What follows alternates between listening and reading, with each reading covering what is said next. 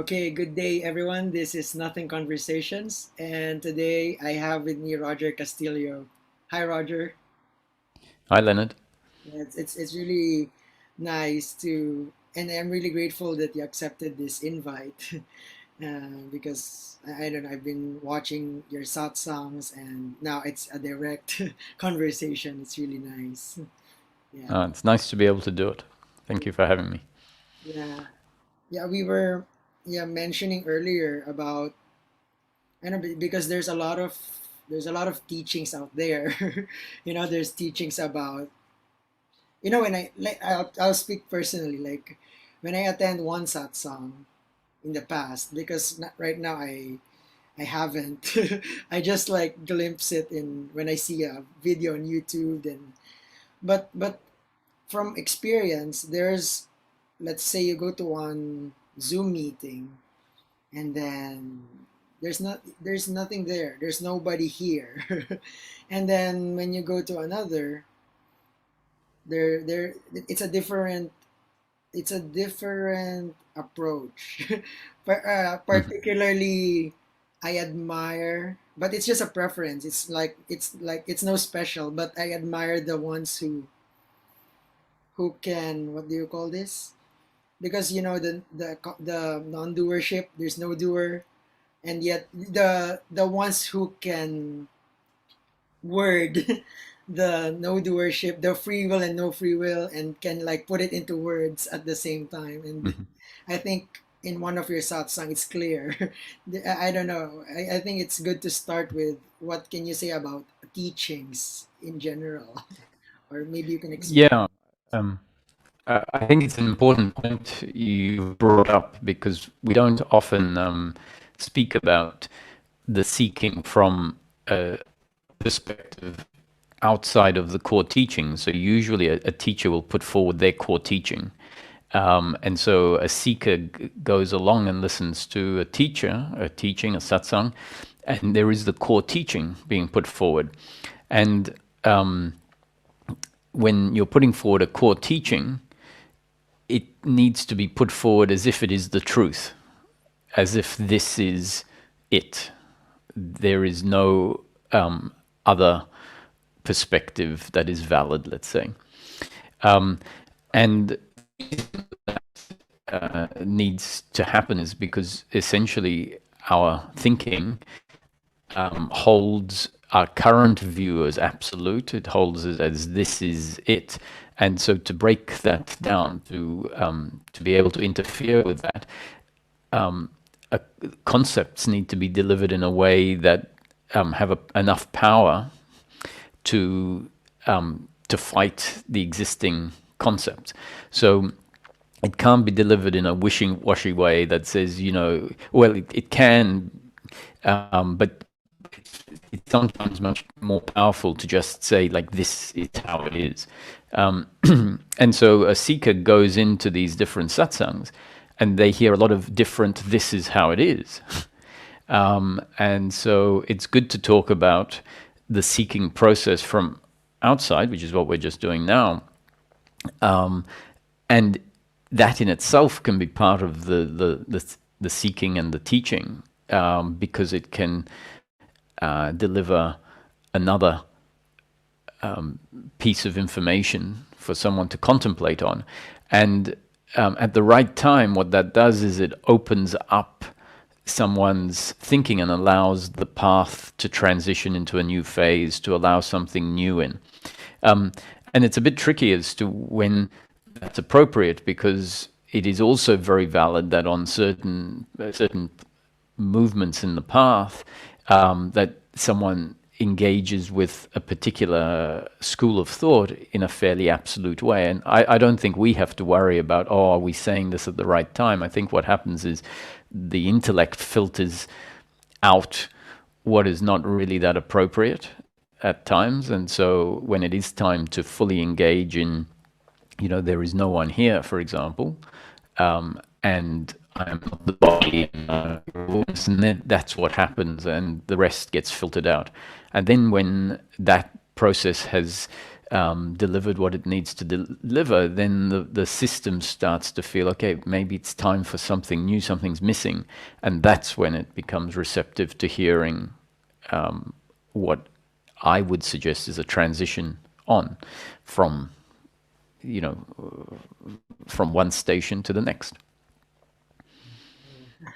It's like it has the possibility of becoming a belief instead of going through the process of the teachings, right? Because It's like when I had that earlier stage of like when you go to satsang and somebody would say there's no one here, there's no one talking, and mm-hmm, then suddenly the mind goes having more questions. Like one of the questions apparently in me is, I must have been lucky to go to have gotten this kind of realization, but also that makes, there's like this subtle ego thing where you feel special, and then suddenly I feel like if there's no doer, what about I must be lucky, and what about those mm-hmm, usually I ask is, what about those murderers, those thieves, that they must be unlucky for life to unfold that way for them. I don't know how mm-hmm, do you also encounter those questions in your sad songs, because I usually ask that like what about those quote unquote, let's just use the I don't know, the unfortunate, I don't want to use words, it's kind of like, but it's, mm-hmm.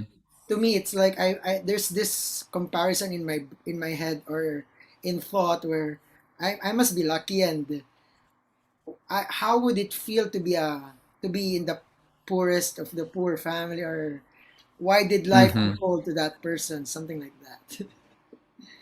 Yeah, well, I think the thing I like best about what you were saying is this word lucky, because I think that is, or for me, it's when we understand that we are not the doers, that our life has been given to us, that the good and the bad, our good points and our shortcomings as well. And the same for everyone else. When that really hits, when we really appreciate that, I didn't choose to have brown hair or to like this or not, to be able to work with numbers or not work with numbers, to feel compelled to take something that's not mine, or to not be able to take something that's not mine. I didn't choose those characteristics. I have them. And I have the good and the bad. And the same with the insights that happen as we observe our seeking from this perspective of non-doership. We might start to see that information comes in, a very complex brain processes and starts thinking about something, and that thought process, that contemplation, can go down very many avenues, and then we have an insight.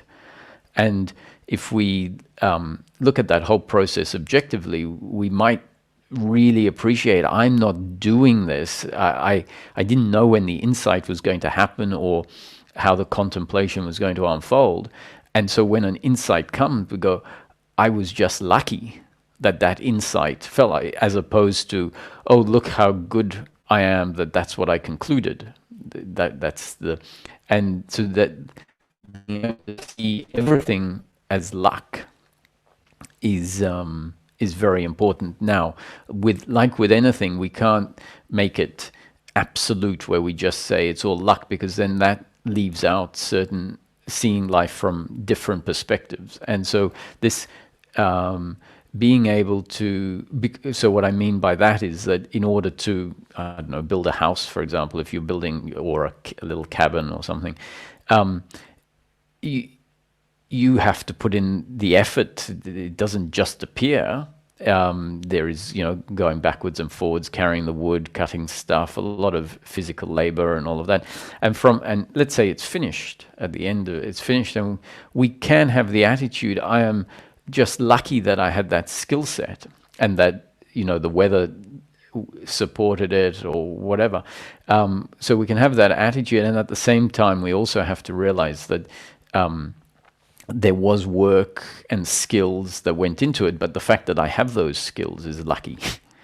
And so that's where a teaching will normally deliver one angle, like you are lucky, and because we might not see that angle, that it's about luck. It's not my doing; it's luck, and so it delivers that angle, and then our thinking about it happens, and we might start to appreciate that insights, even liberation, is good luck if that happens, not my doing. But if we hang on to that concept and just say it's all about luck, it's only luck, then we end up with a one-sided perspective on things. So this thing of luck is a particularly good example, because then someone would go, well, things don't just happen because you're lucky. You have skills and all of that. And overarching, I say yes, but those skills were my doing, and yes, I'm very grateful for them. Wow, yeah, it's really a good. You mentioned a lot of like insights that's really nice. It really, I don't know, it feels right, and but also in my experience, there's the opposite. Like some teachings have the reincarnation teachings where, in my experience, I'll speak for myself. Like if I'm lucky right now, like when you got those thoughts of in the next life, will I be unlucky? Like, do I need to see that side of the opposite? Because Uh-huh. some new age teachings, which I don't see it as bad. It's just a teaching. Like some hypnotherapists who goes through like the past life regression, or in Buddhism, like, right, like you go through different lives, and then like there's like this linear idea of the more experience you accumulate, the more evolved your soul is. And then when I consider myself lucky, there's this fear of maybe next life it would be the exact opposite. I don't know if Mm-hmm. that makes sense, Yeah. or So, just to wrap up on this thing of different teachings, the way I see it is that uh, the teachings all dovetail in with each other. They support each other, and there are very many different seekers that resonate with different things, have different temperaments, have different ways of processing things, have different capacities to see life in bigger picture view. And so there are this broad range of teachings. And if we take the perspective from what works for me, it's different from what I like, so it's wrong, then we have this, judging, and essentially we are at in resistance with life, saying that shouldn't be there, that teaching shouldn't be there. So if we can take this view that understands, really appreciates that, oh, at some point I needed that. At some point, if I didn't have that, I wouldn't be move on to the next teaching. And some people can process concepts and words. Other people just need to be told to go and be in service for others. So there's a great range of teachings which caters for the very many people, and also the different changes that are required along the way. So that to me is very important to put in, so that when we talk about teachings, it's very clear that the attitude isn't, oh yeah, that's just a silly concept. Because my view is that all teachings are putting forward concepts. They are all new conditioning, and no teaching is ever telling us the truth. And that's something very important, because when we're in a teaching, we often hear it as if it is the truth, rather than it's what's needed at this point in time, and we will then move past it. And in fact, the teachings themselves say that you have to go beyond the teachings. You have to let the teachings fall away. So, how can we do that if we think it is the truth? So we need to see that the teachings the concepts that are put forward, whatever stories or explanations, are there to deal with a particular problem. And when the problem has been dealt with, then that teaching concept can fall away and it becomes sort of irrelevant. It's relevant when the problem is there, and when the problem has been dealt with and dissolves, then it becomes relevant. So this notion of past lives is a particular aspect of a teaching, and it's there to support the movement and the thinking. It's part of a framework at a certain phase. At some point, I think it becomes completely irrelevant. And so that's a good place for me to come in and emphasize that the core teaching that I put forward is about peace of mind, continuous, unbroken peace of mind in daily living for the human being. So that means happiness for Roger in this life now. That is what we are really looking for.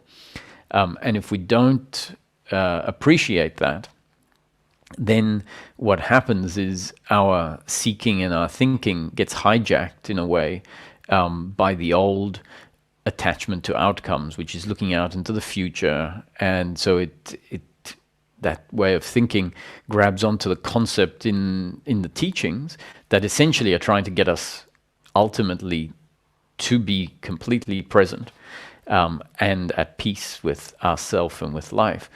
Then the doership grabs onto a concept in the teaching and says, "Oh, what about in the future?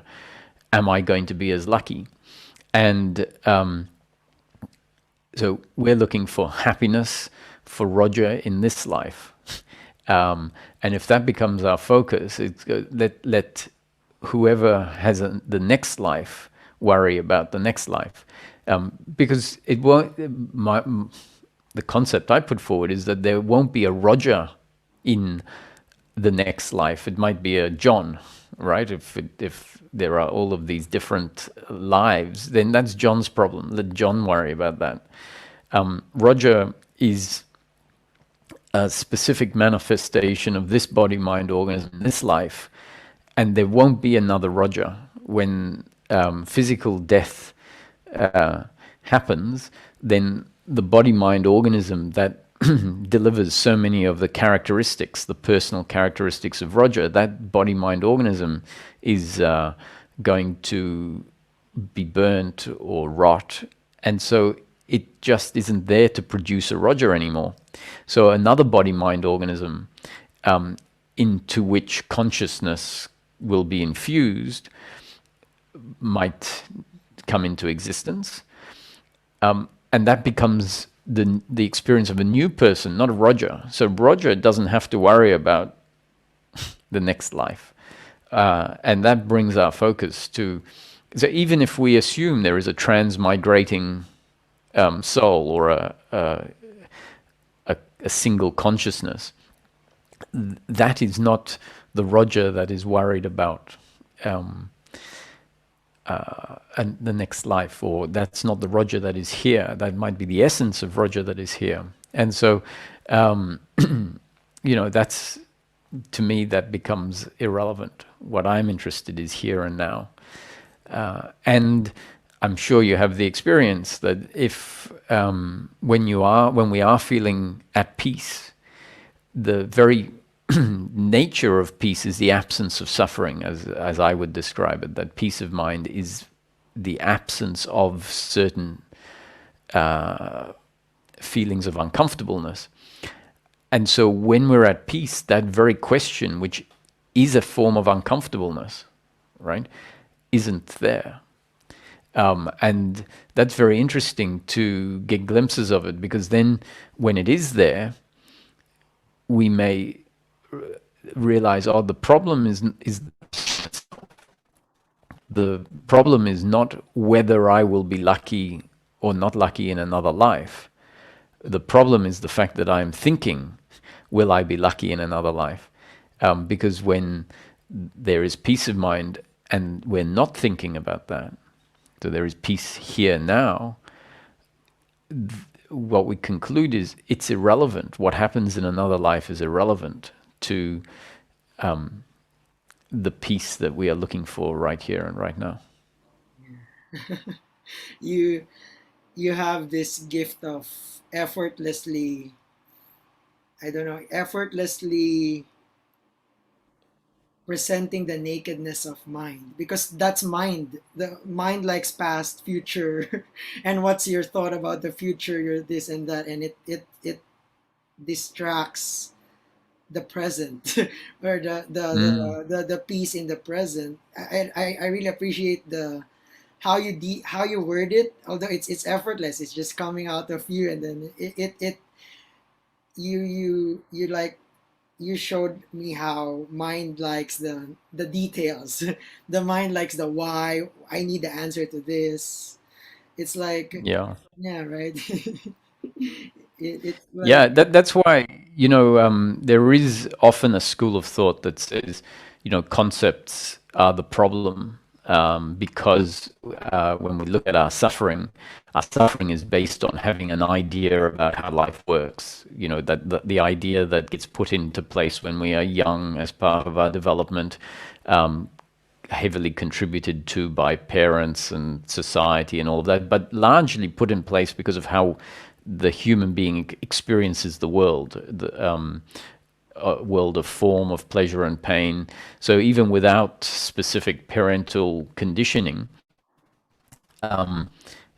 we have an idea of how life works. And that idea is essentially saying, oh, this is good, this is bad, this is, if I do this, then this will happen. And embedded in all of that comes our resistance to life. So a teacher, wisdom, can see that the core of suffering is deeply ingrained beliefs, and beliefs at their core have concepts about how things are and how things should be and who I am and how I'm defined and how someone has to treat me and all of this. And so teachings validly say it doesn't work like that. All of your ideas about this and that, concepts about life, forget them. They're not true. And that will be delivered as if that is the truth, right? In order to give a seeker that is resonating with that teaching confidence that their old way is the problem, that is the ignorance, and that let go of concepts. Don't try and box life in and define it, which is happening so unconsciously. And so it's very valid for a teaching to just pull that type of processing, the brain's processing, away and give us time to just be. It's just allow, you don't need to think about the present moment. You don't need to define it and have ideas about it. Just be free of those ideas. So that when that's introduced into our system, it can cut off our narrative about so many things because we just say, actually, I don't know. And the I don't know is a very powerful many, it has its very strong place in our seeking process. And yet, if we take that absolutely, and if we shift from appreciating what a powerful tool I don't know is at a certain point, and then think that all concepts are problematic, what happens is we become a bit sort of fanatical, and whenever anyone talks in concepts, we say, no, that's the problem. You're putting ideas into people's mind about how it is, and at times it's good to not have these ideas, and then at other times it's great to have things explained in a way that can become part of our contemplating, and that contemplating actually takes us places. So this is why it's important to see the process. The seeking has very many phases, and that different teachings deal with the different phases, and they say very radically different things, and they're not in competition with each other. They're not one is right and one is wrong, so because they're saying such different things, they're dealing with different structural problems of the seeker at different points in the process. So having concepts is is very important at some point, especially if we can relate to the concepts and they are put forward as if they are not the truth, right? The concept is not some absolute truth. It is a guide for you to think about. It is a description of things to bring attention to that aspect. And in that context, if that's how it plays out, then the concepts and the clarity, everything together, linking this leads to this, and becomes very useful. And so, as you might know, this teaching talks about it's about peace of mind in daily living. That's what enlightenment, according to this teaching, is. Enlightenment is the end of suffering, and what that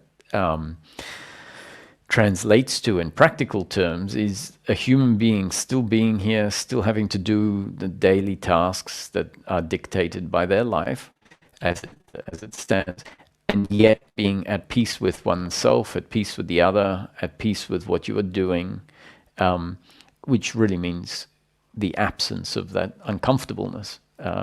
And so having these descriptions, which are concepts,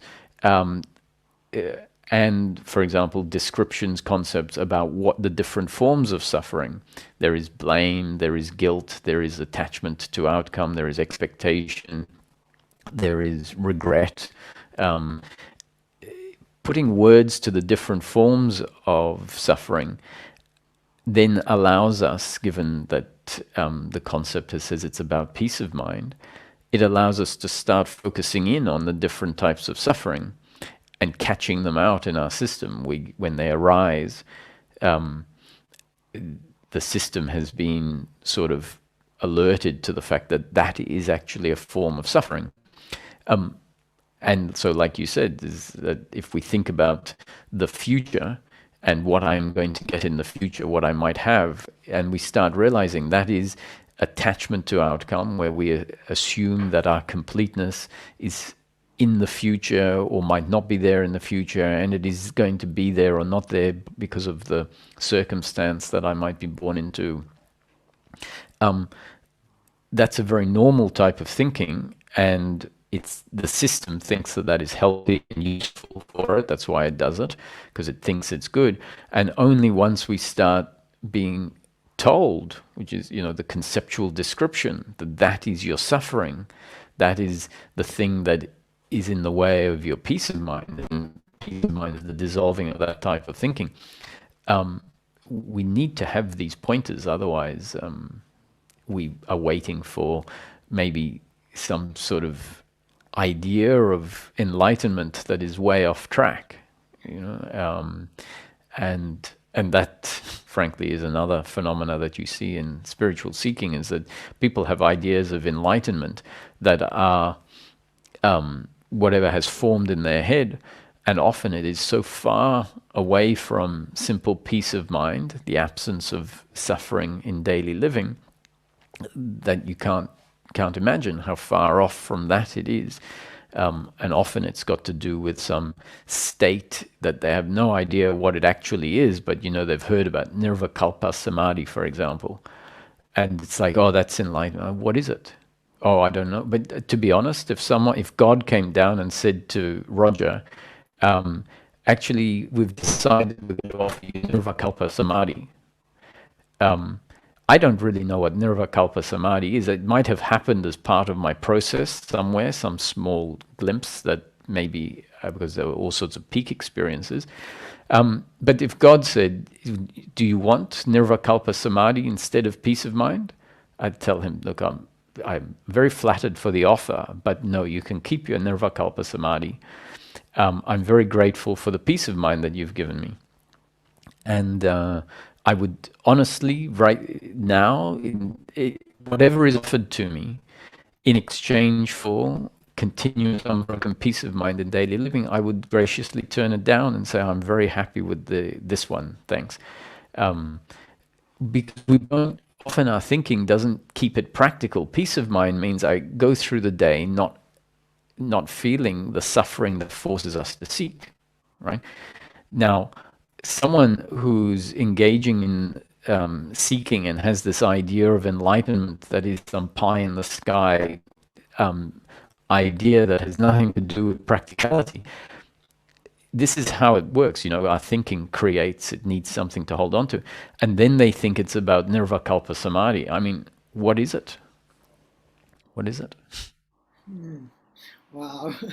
You're, I don't know, it brought calm to my heart when I was just listening to you, to your words, and it induces effortless insight. Like the insight that came just now is, when you're the teachings is like just it's like just choosing a Netflix film. It's not special, it's just different genre, but it's just in one TV. And then Yeah, like yeah. life is just like you're watching a movie from beginning to end, but you didn't move. You're just here. You're just watching it pass, and you thought you were part of the movie, but you're just witnessing the when you were born, and then it becomes a memory when you're 30 or you're 40. It's just like a part of the beginning of the movie, and your words like induces that sudden insight. I really because you mentioned the importance of pointing out the teachings and the details instead of going straight Hmm. ahead to there's no one or it's this is samadhi. Hmm. The nitty-gritty is I saw the importance of it when you explained it. Yeah, thank you. Yeah, yeah. And at the same time, we hopefully we appreciate that being told you are not the body, right? What you are is the awareness that is aware of the body. Now I would say that that statement is not an absolute statement. It's not absolutely true. Um, However, it is so required at a certain point if the structure of a seeker is such that there is very strong identification and attachment to the flow of life, meaning the what is happening. If that structure is in place and as a result there will be a lot of suffering, then a teaching needs to come in and say, you are not the body. You have forgotten who you are. You have forgotten your true nature. You are not a person. You are not a form. And so then when someone is hearing it, it might be, especially if there is a resonance and they feel they feel this is true or this is important, and the teaching is delivered in that very absolute way, then that can be very powerful because essentially what it will lead someone through is a point of focusing on that which is not form, that which is aware of everything that is happening. And as you know, that can create a big shift, which is the shift that we call witnessing. And it palpably feels different. It's like, oh, I am not my thoughts. I am what I am, that is aware, is not the body, is not form. It is that in which all the form arises and subsides. It's that is aware of all of it is that is aware of life that was previously experienced as being the flow of well, not even as a flow, the experience of solid objects that in themselves are objectively real. And this shift to that place of witnessing allows us to palpably recognize that the experience of an object is an experience where it feels like it is an object, but actually that object is not independent from the subjectivity that is aware of it. Um, and when that shift happens, then the teachings that said this is how it is, in that moment it feels like, oh, I am not the body. You know, I am the formless awareness. And then it can feel like, oh, that was the truth, because that's what now I firsthand know directly, know not through thought, but it is qualitatively presenting itself. That is the experience. And inevitably, in my experience, that then changes because the teaching has to come in and say, hold on, you know, you are you are the person. What has happened is you have realized an aspect of the person, the core, the very important aspect, the consciousness that the person that you were always was previously unaware of. And so now you are a person that thinks you are not a person. Now you are a person that thinks you are consciousness. And so now that needs to be that needs to be refined, right? Where the experience goes from the experience where, well, what I am is not the person. I am consciousness. And look, I have full appreciation that that is what the shift creates, a very radically different experience that in that mindset, the seeker won't call it experience. You know, they call it truth or reality, direct knowing, etc. And I don't have a problem with that. That's how it feels, and all the teachings that led to the shift have described it that way. And so that's what's going to be uh, held by that seeker. And yet there is more, and more change to come. The integration will be an integration where we start saying, oh, hang on a sec, maybe I am the body. And life will show us that, you know, as circumstance unfolds and things still turn out according to cause and effect, according to time and space. And our thinking then has to adjust to the practicalities of what is also still here, which includes causality and time and space. And maybe an appreciation that, oh, I am the body to some extent, as well as the awareness. And so this is exactly what I mean about different teachings and how I don't see them. So I'm not making fun about a teaching that says you are not the body, you are awareness, by saying, oh, hang on, that's not true, because then you have to integrate. Saying it is absolutely needed, and it is appropriate. The teaching that is, I say the teachings are not truth, they are teachings. And there's a great power in what that teaching can deliver. And then the process carries on. Yeah. You reminded me of what I wrote on my laptop the other day. It's like I was talking to someone. I said it's like, I don't know. Somebody asked me why can't they just be silent, because silence is the ultimate. You cannot word it. The more you word it, the more you, because our words create duality. When you say bad, you subtly create the good. But Mm-hmm. what I answered was, I think every word is a pointer to something Mm-hmm. significant. Whatever that mystery, it's all a pointer. Like I used to use the tool of Byron Katie, where the question, "Who am I?"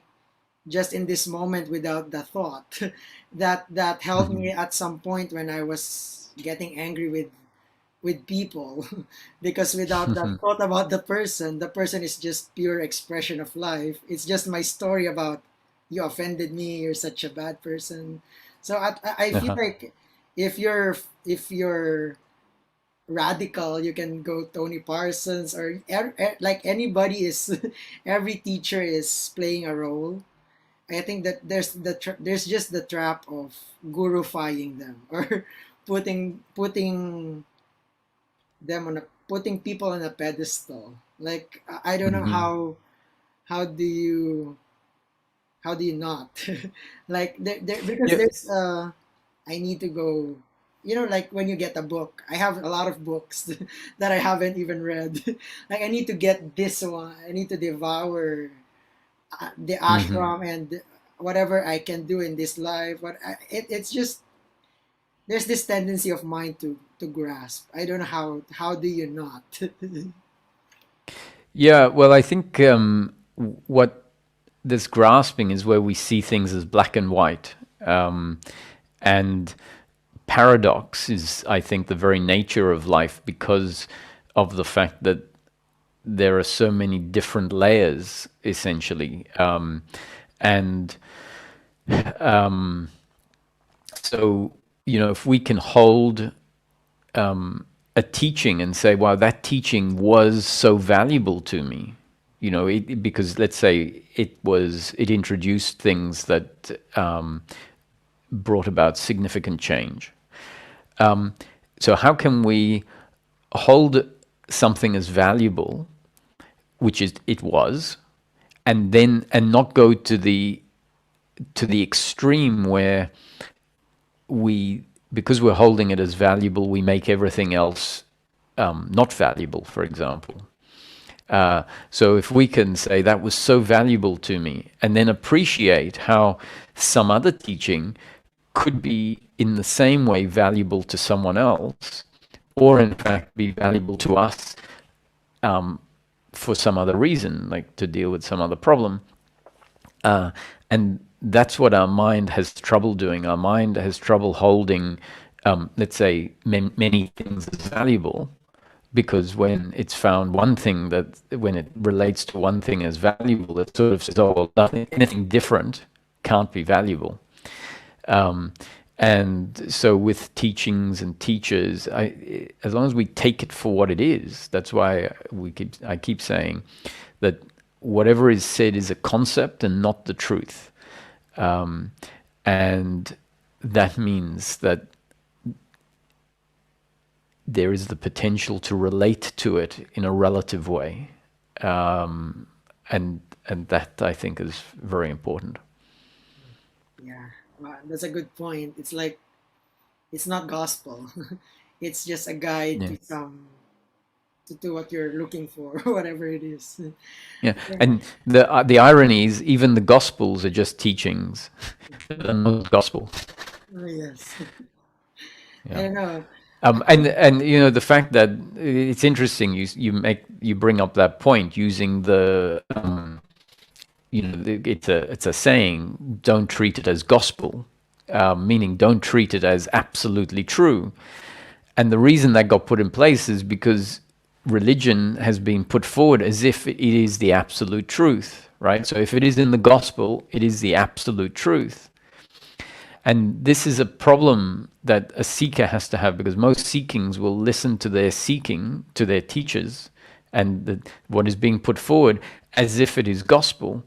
And that is good for a certain time. It is good, as we spoke about at the beginning. You need to hear it as if it is truth to bring about some changes. Then hopefully the earnestness in the seeker, the process will sort it out, where if we are holding on to it as truth when in fact it is just a teaching, that will cause its own problems. And if our radar is sensitively tuned to the suffering problems, then we'll inquire into it. Oh, look, this is creating resistance against other teachings, for example. And then we look into it and we see what is being held, or how are things being held in such a way that it causes, this internal uncomfortableness whenever we hear, there is no one, for example. So to me, I hear there is no one here, and it it is a relative pointer to something that's very true from that perspective. So if what it's really saying is the person that we have always known ourselves as, this narrative of thought about what I need to be complete, how life needs to unfold, how the other needs to treat me, how I need to treat myself, that is the person that we have always been.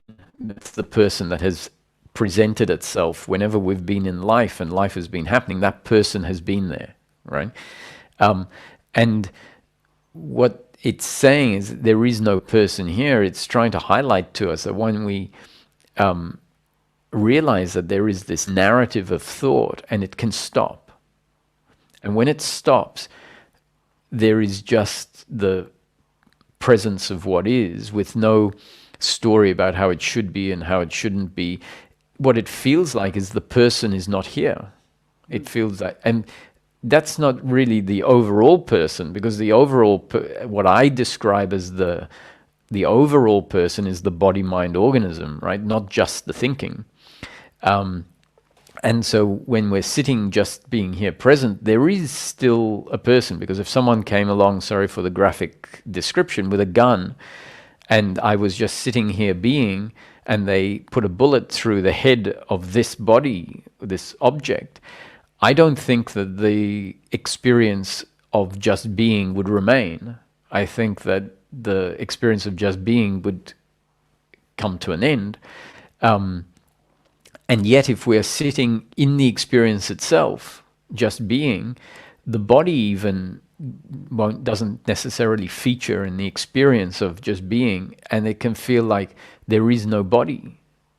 Like even right now, if you are have an expanded view, the body may not be playing a big role in the experience, and the thoughts and the voice could be be experiences just happening, and there is no one here talking. There is no one here. There is just experience happening, and that is how it feels, and that's how we can have that way of being in life. It doesn't mean there is no person. Actually, it just means the experience is that there is no person. And more importantly, when we look at the fact that those teachings are talking about, when they're referring to a person, they're really referring to that narrative of who we've always known ourselves of, and that can dissolve. And so if it can dissolve, then, and we call that the person, then we say there is no person. And we can say there never really was a person. There was only the appearance of a person, because it was thought in a very condensed form that feels like this is who I am when that narrative is there.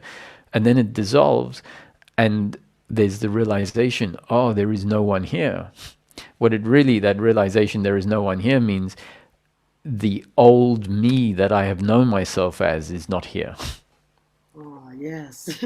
That was a very clear pointing to it, because I struggled with that before. I struggled Mm. with, is this really my choice? Is there like a puppet string in my hand that's controlling? I was like overthinking the there is no me. And then I subtly, I didn't realize I turned it into a belief system. I turned it into a philosophy. And because I still think there's you still need to reference the world with that conceptual body mind. Like Mm-hmm. you cannot go to the to the store and then just say there's no one here, I'm just, there's just buying, there's just there's just walking. I feel like you just have to be practical, or in some, in, because it's Mm-hmm. complex. The human experience is really complex. Yeah, and I think that once that the identity of doership and attachment is what I call it, that belief about who we are that is always narrating and feeling uncomfortable and resisting life, when that has dissolved, there's no problem with saying I am Roger. I am. I was born and I'm a body, because actually I think we are. I mean, um, all of the teachings that say we're not really are there, I think, just to dissolve that identity. And then when that identity is dissolved, you go, what are you talking about? You're not a person. There's no one here. Of course there is. But I'm Roger. I'm a body. I think, I act, I speak. But I realize that I am doing the only thing I can in this moment, because life has shaped me this way. And so the thoughts about why am I doing this? I should have done it differently. Why are you doing that? My happiness is to be found in the future. All those thoughts aren't there. And so then seeking becomes, who cares about seeking, because it's done its job.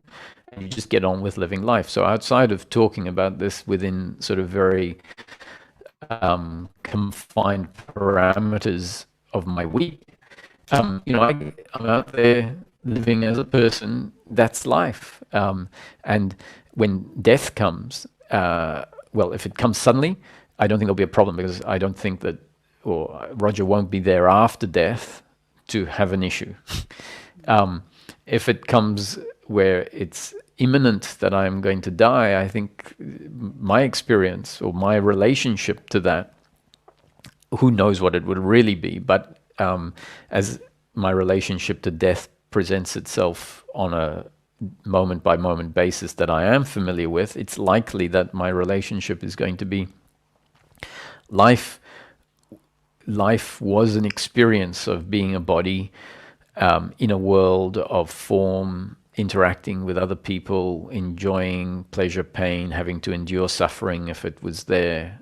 And it is an experience that comes to an end. And if we are grounded in the the awareness of the fact that each moment of life, that's all life is. Life is the momentary experience. If there is some connection to the awareness that functions through the body, that is part of the human being, that is aware, and we realize that our experience of life is essentially awareness, then the fact that there is no awareness after death, let's say, or the awareness of life collapses to nothing, what really has been lost? It feels like something has been lost when the identity that wants to remain, if that identity is still there, that feels it needs to get somewhere and it needs to have things to be complete, then death is like, I can't die now. I haven't finished what I'm here to do. So that's where the fear of death comes from, and it makes complete sense. Essentially, if that identity that is attached to outcomes exists, death is going to be very scary to that. It's the assault on that identity. If that's not there, and there is an appreciation that life is this appearance, this experience, and in deep sleep each night it disappears, and no one has had any problem in deep sleep ever. Um, it's no problem that life disappears, and it just so happens to come back in the morning. But in deep sleep, we don't have a problem about it. And there's a quote from Woody Allen that I think was amazing. It was great, and he said, "Deep, deep sleep is just like death, but without the commitment." Wow, yeah. Oh, that's Yeah, nice. It's yeah. your view on death is really, it's peaceful. I don't know how to word it. It's like, because I saw quotes about, or teachings about, you have to die before you die, or then there's Hmm. another overlay of, you have to die to the identity, or else it continues to the next life, and then it creates fear in the mind of, oh, so Hmm. I need that ego death, I need to go to that. That's the reason why I took that psychedelic, because I said, that ego has to die before this body dies, or the stories. And then it's Yeah. an overlay. What you're wording right now, the pointing right now from you is a peaceful. Oh, there's an okayness even if this body dies today. It's not an issue to Hmm. Roger, it's not an issue to Leonard, or to whoever, because it's just and it's life's unfolding as death, in the death of the Hmm. body, right? Yeah. Yeah. I have an interesting story about this that I'd like to share with you. I had uh, two Jehovah's Witnesses come to my house some time ago, and so I have a chat with them sometimes when they come, and it was a youngish couple, male and female, and they were, talking to me about this, and the husband, or the male, was flipping through the Bible, showing me lots of different quotes and things like this, and talking about how we have to put in a lot of work in this life so that we can enjoy the fruits of heaven or nirvana, heaven in the Jehovah's Witnesses terms, or the afterlife, whatever. And it became very apparent in the discourse that that was what was most important for him, and it seems like one of the tenets of the teachings is that's why they go out on a Sunday. And I'm not criticizing it, right? I'm just describing what I see. So they go out on a Sunday, one, to share a message, which is also a valuable message. It has its place, and in a way, they're committed to do it because it gives them merit, good points, to get to that afterlife where everything is going to be really great. And as I was listening to this, it became apparent how conceptually focused he was, like had a concept or a belief, which is, and very much clearly an attachment to getting somewhere. This is to get somewhere after death. And I think we all have an understanding, because we've heard it in, spiritual memes, about how precious the now here is, and that our fulfillment is to be found now. And so we don't need to have particularly studied too much to have a sense that, oh, actually, yes, freedom is here now when I'm outside of my thinking, outside of attachment to the future and all of that. And so at some point I said to him, I said, is it apparent to you that everything you are doing is for some future benefit? That is your modus operandi. You're here talking to me about how I need to, start following certain principles in order to get something when I die. And what about now? I said, isn't our freedom, isn't what even that religion, when you really take a different focus, isn't it pointing to what is here now, to a peace that is available to us here on earth, right? As in heaven here on earth. And in that instant, I could see the female partner clicked, and it just became apparent that the way that they had interpreted this and were relating to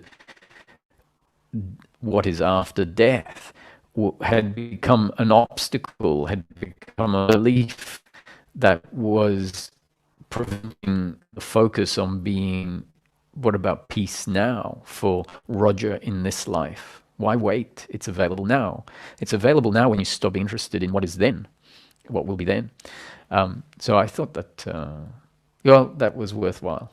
Yeah, I was actually you actually answered it before I even asked it. That was like the hanging question, because the question that I was about to ask is the purpose of, because religion has been really has served its purpose in my life, but Mm-hmm. it was also traumatic in a way that when you were born in a religion where you believe that God will send you to the fires of hell when you don't follow the Ten Mm-hmm. Commandments. That was like 2 decades of my life, and I was like about to ask, what is the purpose of that pointer? I felt like it induced suffering on, not personally speaking on me, but it was there. Mm-hmm. I think it's just, and you hear that experiences where when they come back, they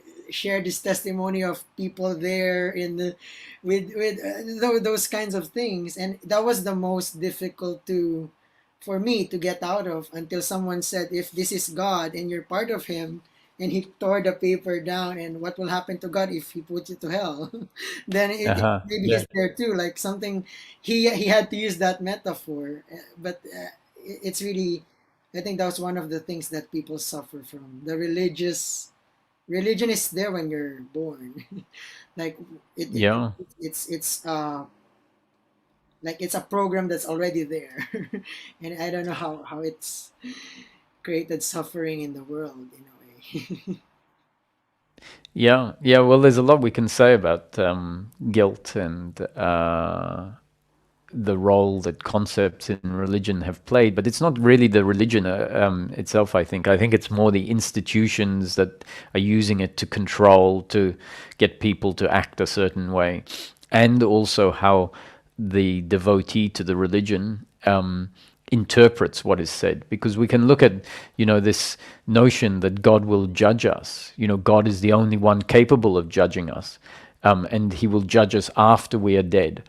That notion could be there actually to say to people, you don't judge the other, don't judge yourself. God is the only one that can judge. God will judge everyone when they die, so you don't need to do it. It's not your job.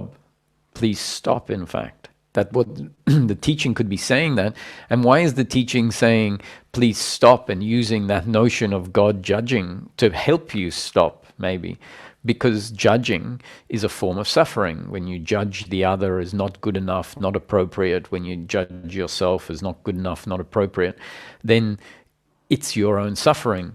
And the teachings that talk about God judging also, at the core of them, say that everything is God's will.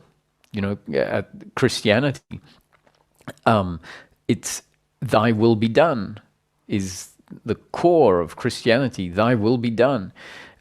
Thy will is being done. Like if we really get down to it, it's saying, and non-duality, or the Hindu religion says it in a more profound way, that God has become everything. God is the big and the small. God is the speaker and the listener. So God is everything. Um, so if we understand God is everything, then God's will means everything that happens is according to God. Now, how can God judge you for being a thief when God has formed you in such a way that you can't not be a thief, and that that thievery is God's will, essentially? So the notion that God will judge you and say, "Oh, you did a bad job. You shouldn't have been a thief," when in fact the deeper understanding is that the thief is a thief because that is the expression of God in the world of duality. And that's very important, because people go, why would God create a thief, or evil, or whatever?